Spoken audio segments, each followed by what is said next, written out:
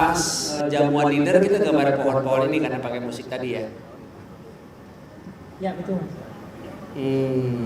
Tapi memang kalau pas dinner udah ada grafis, nggak ada efek wow-nya gitu, orang udah terbiasa dengan grafis ini ya.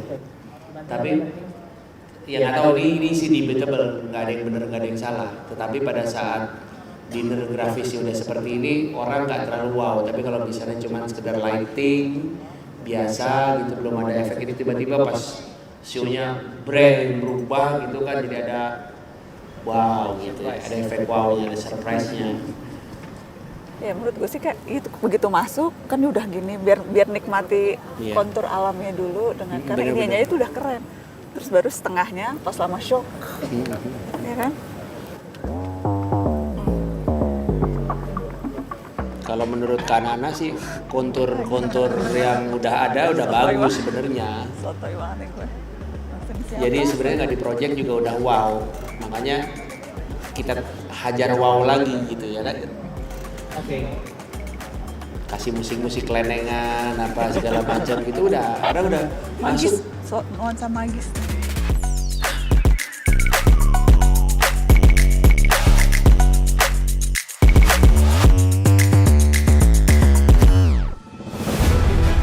Dengan ini saya nyatakan KTT G20 di Bali, Indonesia ditutup.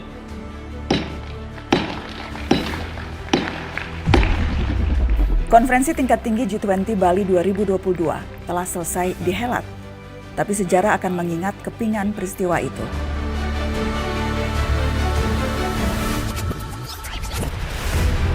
Mata dunia bertemu di satu titik.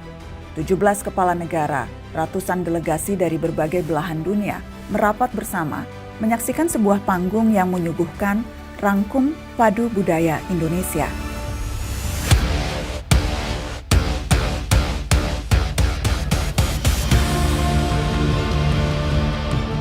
Ini salah satu dari rangkaian acara kegiatan G20, Gala Dinner di Kompleks Garuda Wisnu Kencana, Bali. Tak sekedar jamuan hidangan, Gala Dinner ini menyuguhkan pementasan yang megah. Kekayaan kultur Nusantara diperkenalkan dalam sebuah kesempatan emas.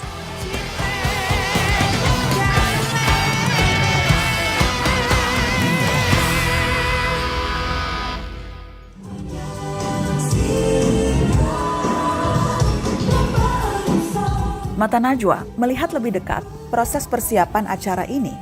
Karena di balik pesona pentas itu, merentang persiapan panjang dan melelahkan yang tak kalah mahal dan berarti dari apa yang akhirnya tersaji.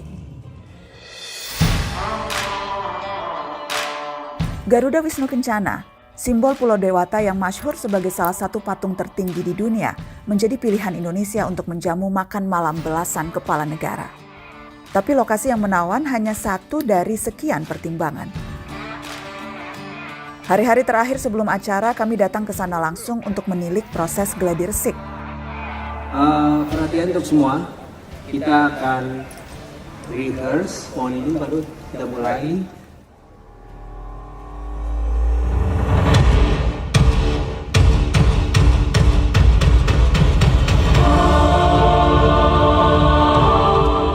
Kami datang dengan sederet pertanyaan tentang konsep pertunjukan, persiapan teknis, proses eksekusi, lalu elemen-elemen artistik yang dilibatkan. Kami bertemu dengan sosok yang tepat. Wisnu Tama selaku koordinator tim asistensi dan kemitraan presidensi G20. Sosok man behind the show yang menjadi konduktor mengorkestrasi persiapan acara ini. H-2. How you feeling? Biasa aja. Biasa aja ya? Yang nonton lebih deg-degan tapi mastermind-nya biasa aja? Ya kan udah udah berulang-ulang terus yang lihatnya dengan gladi udah segala macam. Jadi kan kalau kita gladinya atau persiapannya atau latihannya sempurna, jadi kita juga nggak terlalu nervous. Biasa-biasa yang bikin nervous itu biasanya gladinya kurang, persiapannya nggak matang, dan seterusnya. Jadi itu yang biasanya buat kita jadi kadang-kadang deg-degan. Aku mau flashback ke belakang. Ide awal, kepikiran untuk bikin cultural night dan official dinnernya tuh di GWK gitu. Ide awalnya dari mana? Terbersit idenya dapat dari? Waduh, dari mana ya? Ya pernah ke sini saya pikir wah ini bagus juga ya kalau dikasih projection. Gitulah berimajinasi aja sebenarnya pada saat itu. Terus kebenaran waktu mau bikin ini saya sampaikan ke Pak Presiden gitu ya. Pak nih ada pemikiran begini, terus Pak Presiden udah saya ke sana juga. Pak Presiden datang.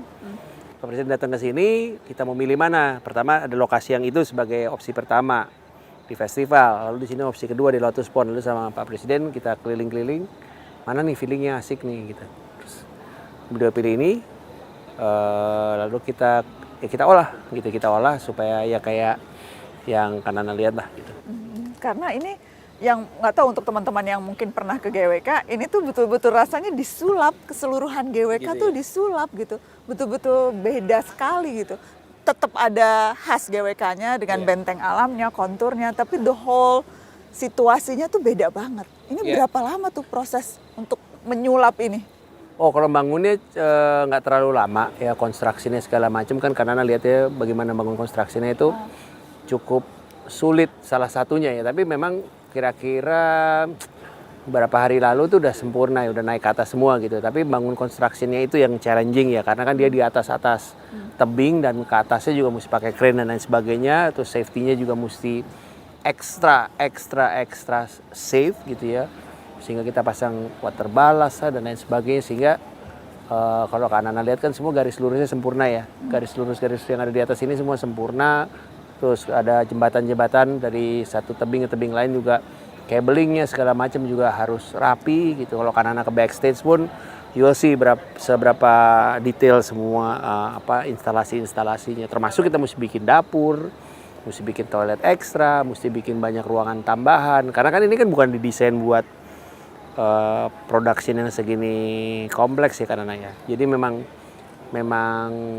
yang challenging itu ya setup sistemnya. Imajinasinya kan tadi Kanana lihat, oke, kita pengennya ini kita project gitu ya, ini kita bikin begini begitu, tapi kan konsekuensi daripada itu kan panjang ya.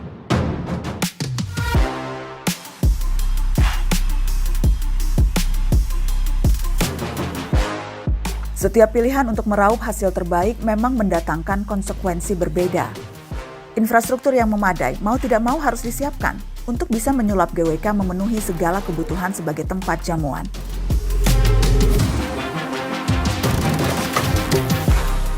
Saya berbincang dengan beberapa sosok yang bertanggung jawab terhadap berbagai aspek teknis berbeda untuk tahu lebih detail tentang persiapannya masing-masing.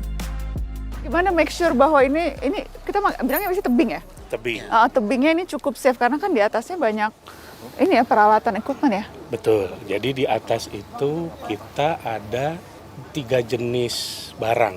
Ada proyektor, ada lighting, sama ada kabel-kabel genset. Nah, setiap tebing kita pasangin yang namanya water ballast, pemberat. Satu pemberat water ballast itu beratnya. Yang mana sih Mas water ballast? Itu yang biru-biru itu ya? Water bukan, yang bawah. mana sih? Tangki air. Oke. Nah, itu satunya 1 ton, jadi 1000 liter. Nah, satu tebing itu kita pasang sekitar 7-8 water ballast, berarti ada 8 ton. Beban total semua per tebing itu sekitar 4,8 ton beratnya secara barang. Jadi kita masih punya spare, punya buffer untuk beratnya. Jadi cukup safe untuk kita pastikan bahwa ini memang safe lah. Karena memang kita juga pasang safety khusus terkait kegiatan ini. I see. Ini kitchen. Untuk kitchen kita membangun ini tuh spesial menurut kita ya. Spesialnya itu bukan spesial yang lain, tapi spesial di antara tebing. Di antara tebing, space yang benar-benar kecil, sempit, itu kita bisa sulap seperti yang sekarang terlihat. Jadi ini tenda sebenarnya. Ini tenda, namun tenda ini kita sulap benar-benar menggunakan seperti atap. Terus lantainya kita pakai vinil ya. Terus dindingnya kita juga benar-benar seperti dinding tembok segala macamnya. Sampai kebutuhan teman-teman kitchen itu kita lengkapi. mulai dari AC, exhaust fan sampai kipas segala macamnya. Seperti itu. Ini nanti ini memang holding area buat plate sebelum dibawa server keluar ya, Mas? Ya, betul. Ini kita sebut tenda service VVIP Festival. Oke. Ini memang mengcover khusus VVIP yang sisi sebelah kiri kalau kita menghadap ke Lotus. Dan di sini akhirnya juga bertambah kegunaannya untuk mengcover sisi VIP yang ada di sebelah kiri sebelah sini.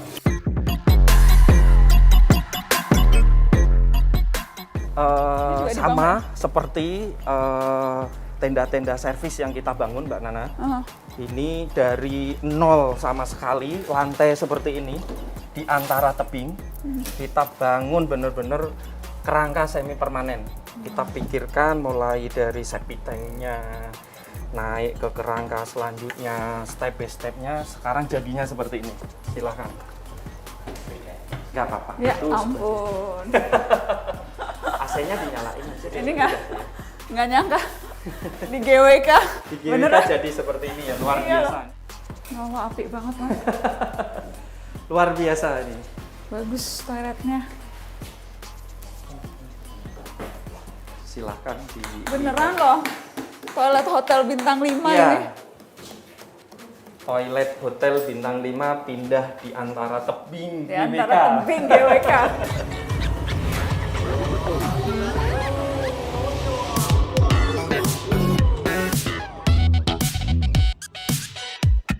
Apa yang saya pahami dari visi Wisnu Tama, GWK tak hanya diperlakukan sebagai sekedar lokasi yang ikonik, tetapi juga komponen yang melekat dengan isi pertunjukannya sendiri.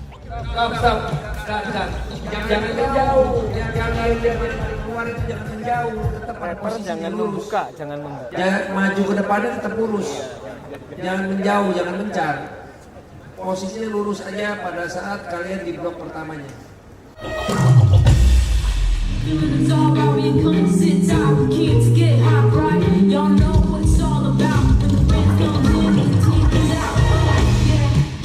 Tarian, nyanyian, visual sengaja dibaurkan dengan jajaran tebing-tebing kapur tinggi di sisi kiri kanan.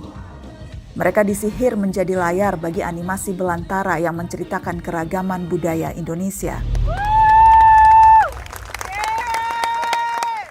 Sementara patung Dewa Wisnu menunggangi burung Garuda meraksasa di antara sorotan cahaya, seakan menjadi saksi sebuah jamuan kayangan. Dan kalau kita bicara konsep show-nya sendiri, itu oke, tempatnya itu sudah spektakuler gitu ya. Nah, konsep show-nya sendiri itu memang menyesuaikan dengan tempat atau gimana proses kreatif yang Kak Tama lalui? Ya, kalau proses kreatifnya sendiri kan kita punya tim kreatif ya. Artinya ini saya kan nggak sendirian ya, kita ada berbagai macam komponen ya, ada komponen grafis, ada komponen musik, ada komponen dancers, ada komponen nyanyi. Tapi triggernya sendiri lokasi gitu ya. Kayak kita bikin lagu tuh kan ada yang melodi, ada yang beat, ada yang segala macam. Nah ini triggernya untuk mencari inspirasi itu lokasinya, sehingga dari situ kita bisa mikirin grafisnya nanti kayak gini. Ini kan bukan objek atau medium yang rata ya. Nah itu juga jadi artistik tersendiri ya kalau dilihat ya. Jadi kayak seni tersendiri ya.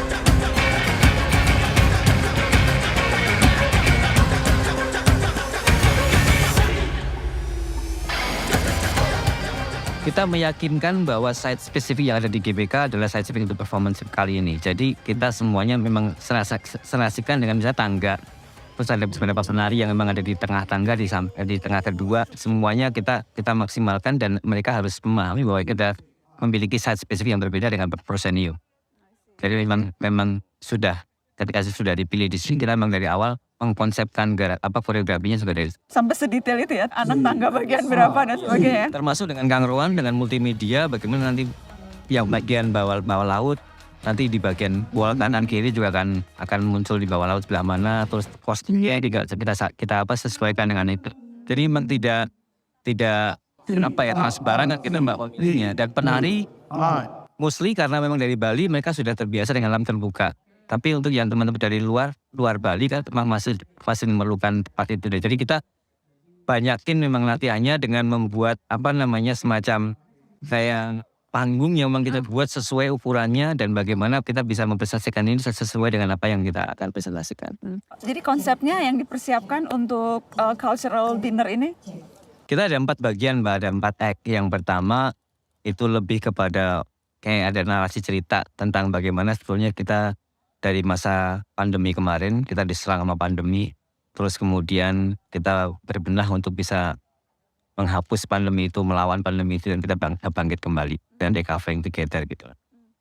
Materinya lebih ke kecak, kemudian kita sebagai pandeminya, kemudian dilawan oleh paksi, dan kemudian juga ditambah dengan perlawanan dari representasi dari Ganong, Ujang Ganong dari Ponorogo. Jadi 3 repertuar ini mempresentasikan cerita narasi tadi. Dan artisnya itu juga perwakilan dari seluruh daerah di tanah air? Betul, 70% dari Bali. Dan 30% lainnya ada dari Kalimantan, ada dari Papua, ada dari Ternate, ada dari Jawa, ada dari yang selain pengisi konten itu kita ambil 4 atau 5 dari aslinya dalam tanda petik.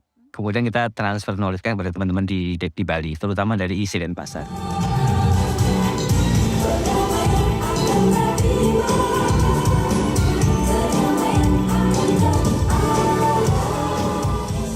Tadi aku dengar lagunya pun bahasa Indonesia, Mas. Jadi ini memang mostly Indonesia, bahasanya pun Indonesia. Jadi nggak ada percampuran bahasa Inggris dan sebagainya. Walaupun audiensnya mungkin mostly head delegates dari berbagai negara. Betul. Nah, kita lebih mengedepankan kita punya Indonesia dan Indonesia beragamnya itu keren sih menurut saya. Jadi kenapa harus pakai yang barat-baratan? Jadi semuanya fokus di situ. Fokus ke Indonesia dan apa yang kita punya, termasuk tarian, termasuk head of talentnya, vokalisnya kita juga pilih yang memang betul-betul Indonesia.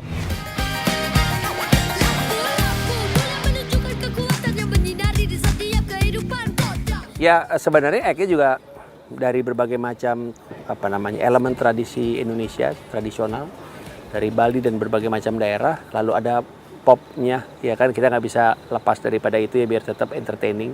Ada lagu agak diskonya, ya lagunya Mas Guru, lalu ada lagunya Iwake, Malam Ini Indah yang lebih hip hop kekinian, R&B gitu ya. Tapi kalau karena tadi kan dengar semuanya selalu ada elemen tradisional.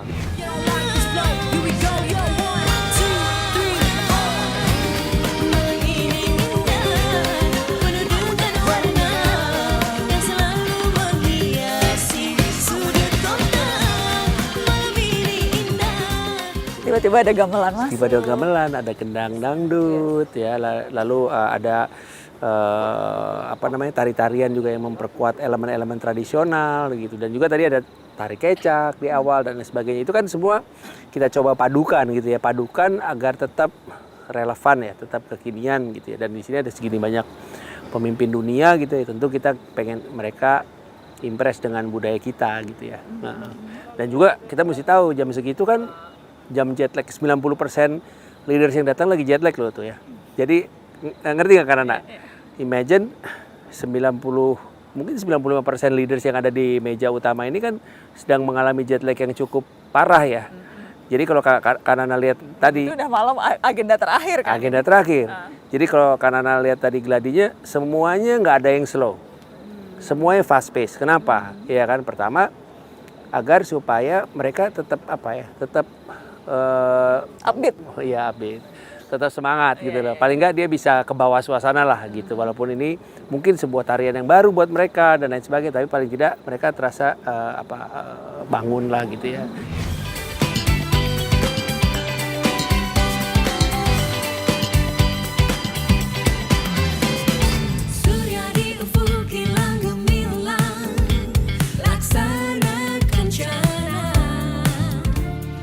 Pemilihan lagunya, kemudian juga pemilihan artisnya, semuanya itu juga mempertimbangkan banyak hal ya tentunya ya? Iya. Misalnya tadi ada Kak Yuni, ya, Andin, Kak Iga, segala macam. Itu kan juga mereka juga penyanyi yang menurut saya punya karakter suara yang Iga lah, Andin lah segala macam. Tapi kalau yang terakhir lebih anak muda, kebanyakan anak Indonesia Timur kan ya. Ada RDP, Anmes, ada Faye, ada Cindy. Nah itu kebanyakan dari Indonesia Timur tuh. Cindy penyanyi lokal Bali gitu. Jadi kita coba gaya R&B tapi ada sentuhan tersendiri yang kanan denger itu. Jadi ya memang kita coba eksperimen aja karena supaya diharapkan seru aja gitu.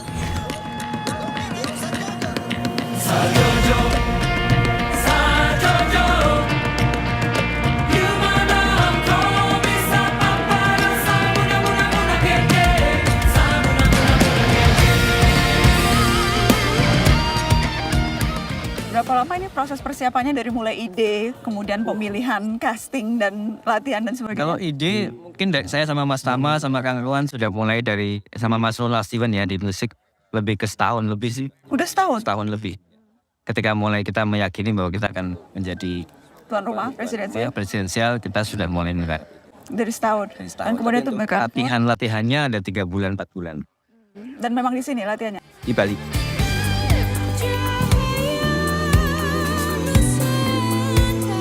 Bagaimanapun, mereka yang beraksi langsung di atas panggung pasti punya tingkat ketegangan yang berbeda. Bahkan nama-nama dengan jam terbang seperti Yunisara, Andin, dan Iga Mawarni tetap menjumpai pengalaman yang belum pernah dirasakan, tampil langsung di hadapan belasan kepala negara.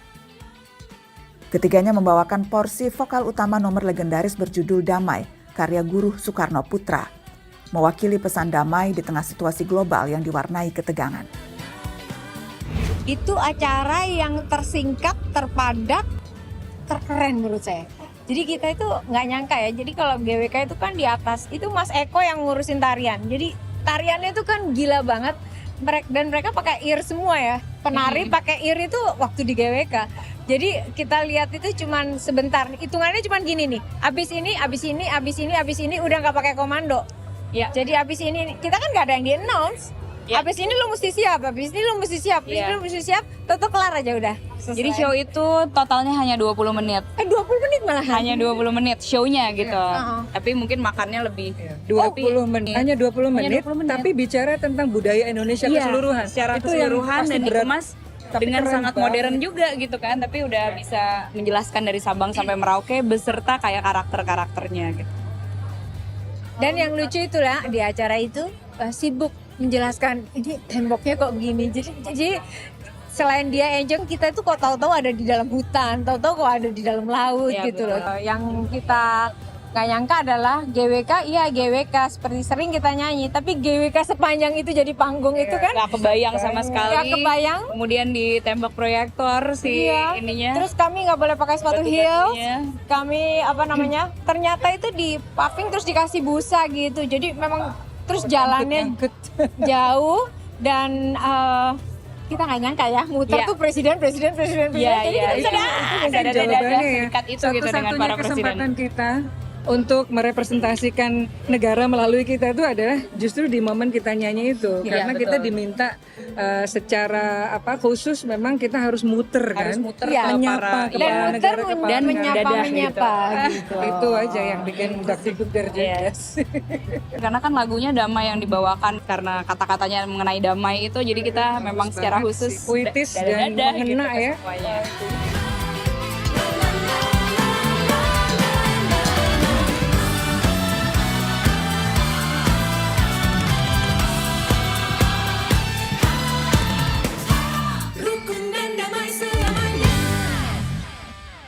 Dan bayangan Mas Eko, orang setelah selesai nonton ini, head delegates VIP dan kesan yang diharapkan akan timbul setelah selesai mereka duduk, makan, kemudian menikmati cultural performance? Ya selain kita harus sama-sama menyadari bahwa kita harus recovering together, recovering stronger bareng-bareng gitu ya. Pada saat yang sama kami mengharapkan mereka akan bangga dengan apa yang kita punya di Indonesia, dengan begitu banyak diversity-nya, apalagi dengan tariannya. Dan talent-talent yang kita punya, harapannya mereka akan merasakan betapa Indonesia sangat kaya. Tentu kita pengen impress para leaders, bukan hanya para leaders, tapi media, liputan, siapapun yang nonton lah. Dan jarang kan window atau etalase yang bisa seperti ini, jarang-jarang terjadi gitu ya. Sangat disayangkan kalau kita nggak memanfaatkan kesempatan yang ada ini.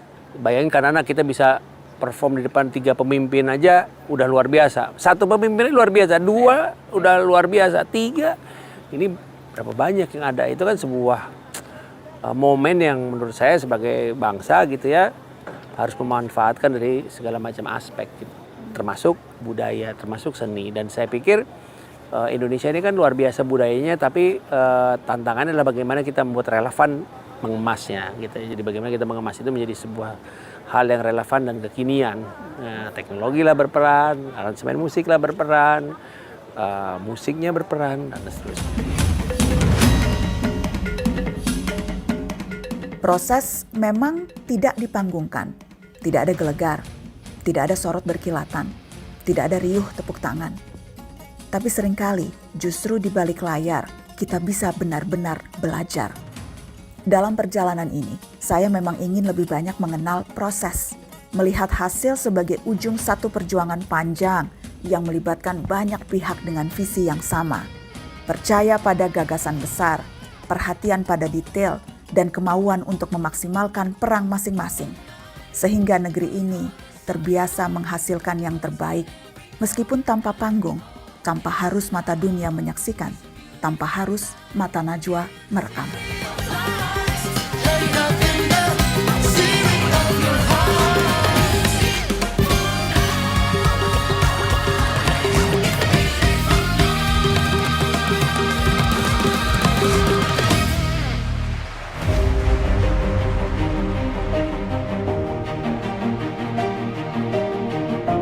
Pak, tapi Bapak sampai ngecek GWK berkali-kali, sampai detail semua, itu memang it's not really part of your responsibility kan Pak sebetulnya itu, tapi you do it anyway. Ya.